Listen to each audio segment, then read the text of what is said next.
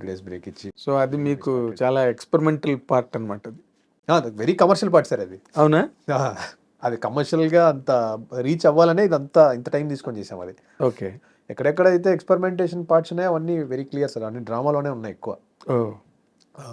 But these commercial highs ఏవైతే ఉన్నాయో sir, దానికి టైం ఎక్కువ పట్టింది సార్.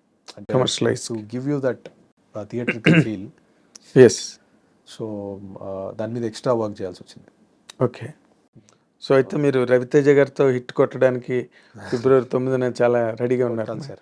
అదే మధ్యలో కార్తికేయ 2 గురించి అసలు ఆ నేషన్ వైడ్ ఫిల్మ్ అయిపోయేది, పాన్ ఇండియా లెవెల్లోని ఎక్కడికో వెళ్ళిపోయింది సినిమా. అసలు మీరు కథ విన్నప్పుడు అది ఫీల్ అయ్యారండి?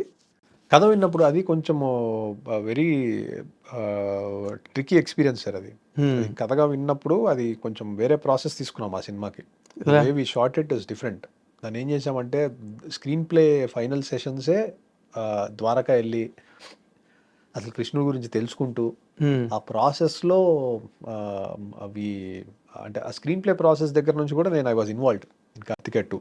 ఓకే. అంటే రాసిందంతా చందు గారే majorly, and Mani garu was also part of it.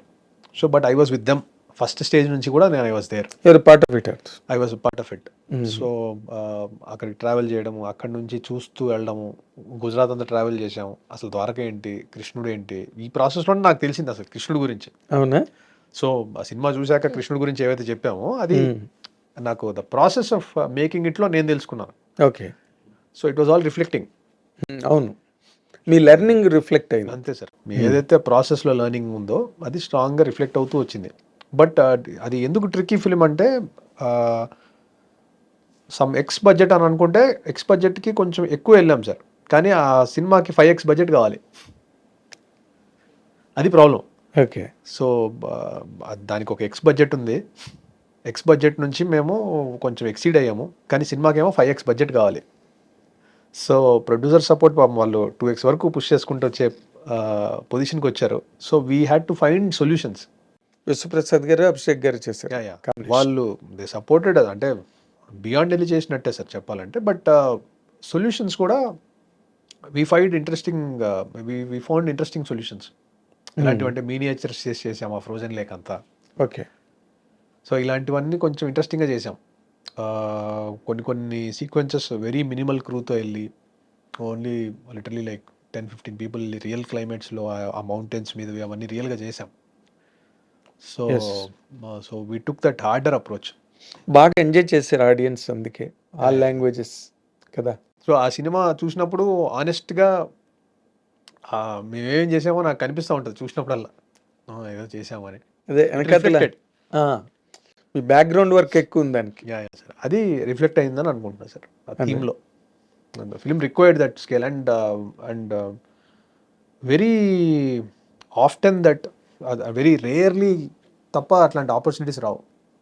అవును, అంటే ఆ రకంగా చెప్పాలంటే I was lucky sir.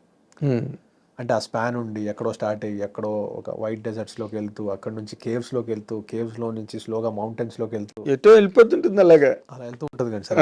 Scan, total span, ఆ ల్యాండ్స్కేప్స్ అన్నీ మారుతూ ఉంటాయి.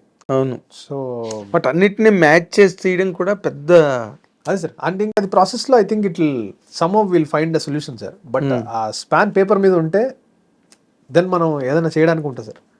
పేపర్ మీద స్పాన్ లేనప్పుడు it is difficult to create span. అది ఫేక్గా ఉంటుంది మనం క్రియేట్ చేసిన, ఆర్టిఫిషియల్గా ఉంటుంది. సో బట్ మీరు రాసుకున్న దాంట్లోనే అంత దానికి రాసుకొని అది ఆ ప్రాసెస్లోనే అది స్పాన్ పెరుగుతూ వచ్చింది. ఓకే.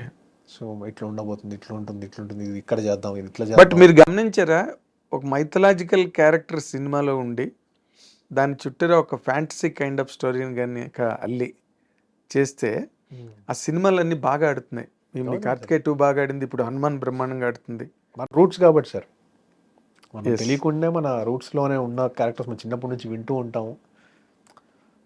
మొత్తంగా తెలియకపోయినా కొంత తెలిసి ఉంటుంది. మనం ఇంకొంచెం క్లియర్గా చూపించినప్పుడు వి గెట్ ఎక్సైటెడ్. ఎస్.